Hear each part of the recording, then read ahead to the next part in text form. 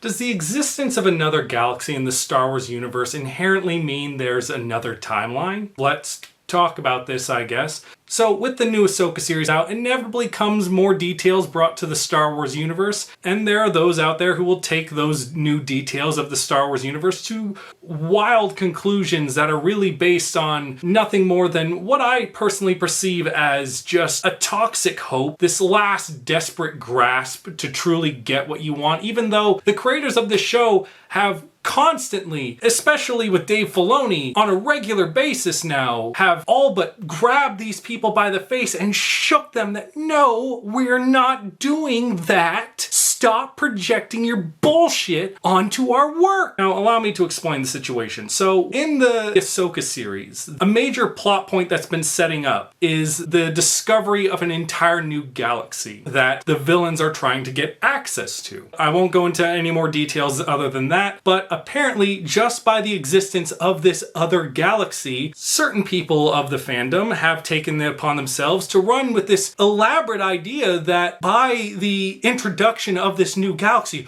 that means for sure this is the alternate universe that we can escape from the tarnished Disney Star Wars universe that's been created with a brand new timeline that wipes the slate clean like the sequel trilogy never happened. Except multiple galaxies existing in the same universe is sort of a thing. By the very title scroll of A Long Time Ago in a Galaxy Far, Far Away, that very introduction outright implies the existence of other galaxies that are out there. Otherwise, what is the purpose of that line? Other than to imply that these stories are coming from a separate galaxy far, far away, and those that are tuning in and watching it are watching these tales in their own galaxy. But that doesn't necessarily mean it's an alternate universe with an alternate timeline. It's just another galaxy. It doesn't change the facts that Luke Skywalker becomes who he becomes in The Last Jedi. It doesn't change that Rey exists as a character. All of those things still happen. And if you're banking your hope that this will be where Star Wars diverges from the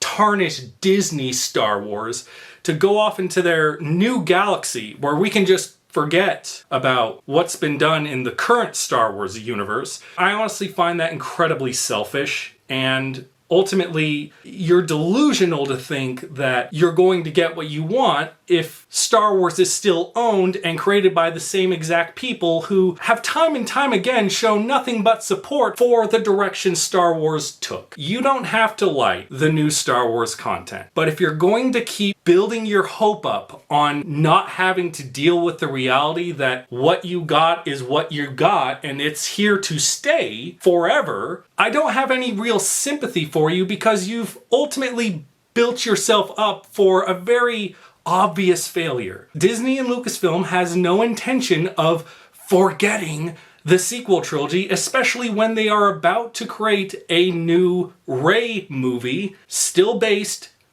in that area of the Star Wars universe.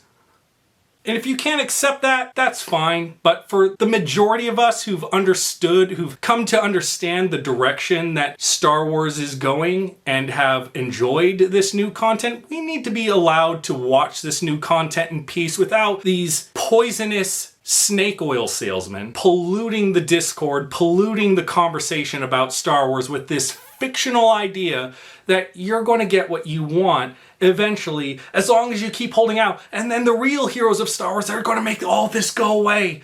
Based on what? Based on what credible evidence? Because some guy with a big Star Wars YouTube channel said it might happen? Because we all know that as long as someone has a huge YouTube following, they're incapable of being wrong, right? What they're clearly trying to do is just simply expand the Star Wars universe into new territories to explore new ideas, something that we should be really excited for. But if the only thing you're going to use about this to take away from this is to perpetuate this obsession of hatred. You don't ever deserve to be satisfied with the new content that they're making, because you're not even watching the content to be satisfied in the right way. You're not watching to be a viewer. You're not watching to be enthralled with the story. You're not watching to hear the lessons that these stories are trying to convey to you. You're watching to have your own personal ego satisfied. I'm sorry to be the one to try and drag you back to reality, but these content creators have shown time and time and time and time again, they have no interest in satisfying you if you're going to keep obsessing over your hatred. You don't have to like everything that they make. You don't have to like anything that they make, for that matter. You have to be an adult at some point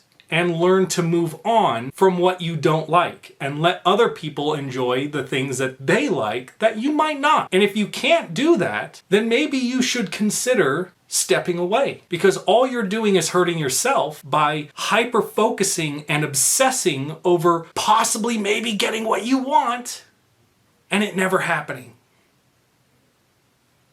Just something to consider. Anyway, I hope you guys enjoyed today's video. If you didn't, by all means, give me a dislike. If you did, give me a like and subscribe, and I hope to see you in my next video. See ya. Bye.